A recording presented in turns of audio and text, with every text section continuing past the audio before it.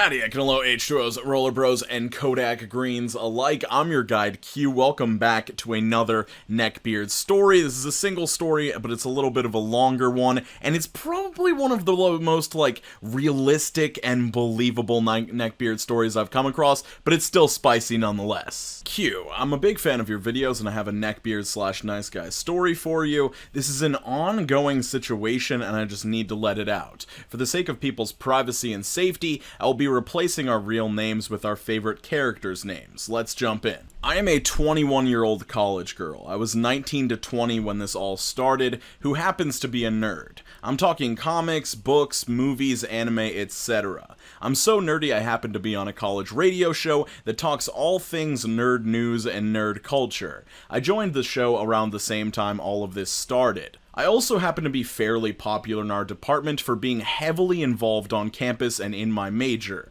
This is important for later. After a couple weeks into the semester, Goku approached me about being a guest on his TV show. I agreed because, at the time, TV was one of the few things in my major I hadn't tried, and he seemed nice. Once we wrapped up filming later that day, he asked me to a party, which I also agreed. I'll admit, I'm kind of dumb and just thought it was a friend thing. Nope. It was a date, and the party consisted of us hanging at his friend's apartment, where they drank, smoked weed, and played video games. Normally, I'd have a drink, but I didn't know these guys well and didn't want to get drunk. I don't smoke since it messes with my asthma, and I didn't know the game that they were playing. So, it was a little awkward. Goku also kept referring to me as his girlfriend. To top it off, he drove me home while high and tipsy, and I'm already a very nervous passenger due to my brother dying in a car accident just a few years prior. But I didn't know where I was, and he was my ride, so I didn't have much choice. The semester goes on, and basically Goku spends all of his time trying to woo me. Expensive gifts from Rooster Teeth, trying to take me on more dates, and continuing to bring me on his show. I eventually ended up ghosting him because I'm awkward, bad with confrontation, and I liked another guy. Fun fact, I ended up dating Porg after he left the radio show, creating the ongoing joke that Squirrel Girl dated her way on the show. I guess our hero in this story is Squirrel Girl. Flash forward a year, and my radio show is adding a TV element to it, and we are making a mini horror movie based off the board game Betrayal at House on the Hill. This means we are assigned a crew, and guess who happened to be on the crew? Goku, along with another guy I almost went on a date with named Yoda. When the boys, I'm the only girl besides Maleficent, who was our co-producer, found out my history with both guys, they made some jokes at my expense and moved on. For context purposes, their names are Prowler, Hulk, Banjo, and our producer Natsu. I sat down with Goku before filming and apologized for ghosting him and explained what happened on my end. We agreed to just be friends and call it good. I thought things were fine, and I even invited him to be a host on the show along with SpongeBob when Prowler and Hulk left the show.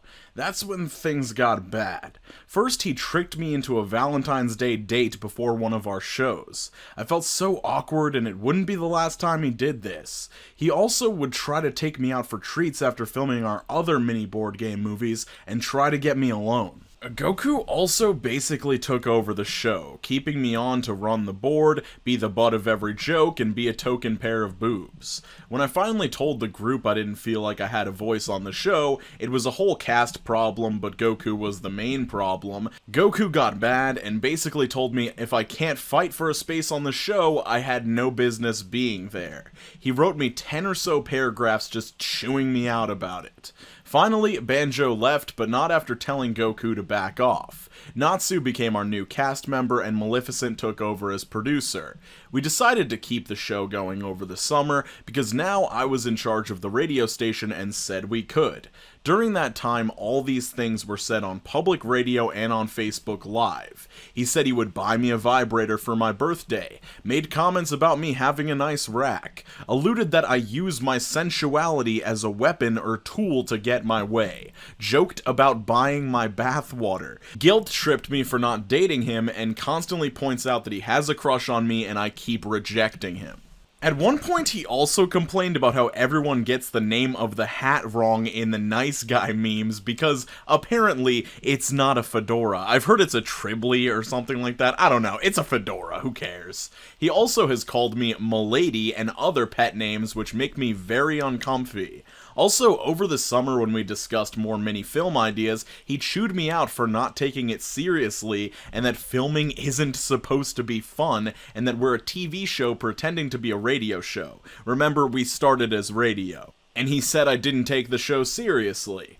Keep in mind that I was the one constantly setting up the studio, reminding people of meetings, getting us press passes for local conventions, securing interviews, etc. Now it's to a point where it's too late to kick him off of the show for the semester. We also happen to both work at our local GameStop. He still makes creepy jokes towards me and makes sure I'm aware of his feelings for me, but he's also doubling down on the trying to make me feel insecure.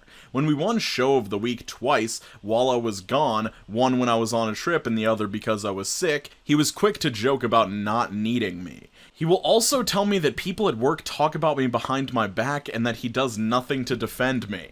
Prowler, Hulk, and Banjo were all aware, along with Natsu, SpongeBob, and Maleficent, know about how uncomfy I am around him and actively try to act as buffers, but he's starting to catch on and is again trying to trick me into another date. I'll keep you posted on how things go. And here's something really interesting, and I hate to share this with you guys without being able to show you, but this person did link 5 YouTube videos that included this person in them, and let me tell you, he is a very, very stereotypical looking neckbeard guy, but it's all legit. It comes from some sort of local radio station. It's clearly like a student project, you know, that sort of thing.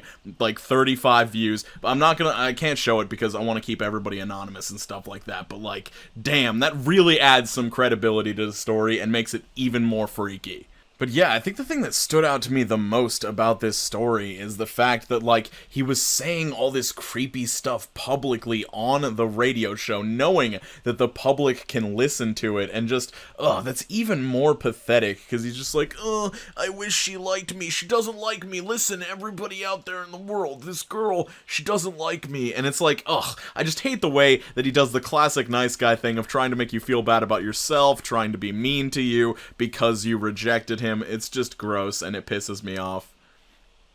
But yeah, I hope you guys are able to rally together as a radio station and I don't care if this dude is Brad Pitt and he's incredible acting in the show and he's great on the radio, kick him out, he's toxic, he's clearly bringing you guys down. But anyway, skate on to the best of your abilities, guys. I really hope you're all doing well out there and staying safe. Make sure you are drinking a proper amount of water, staying hydrated, and I'll see you very soon. Peace.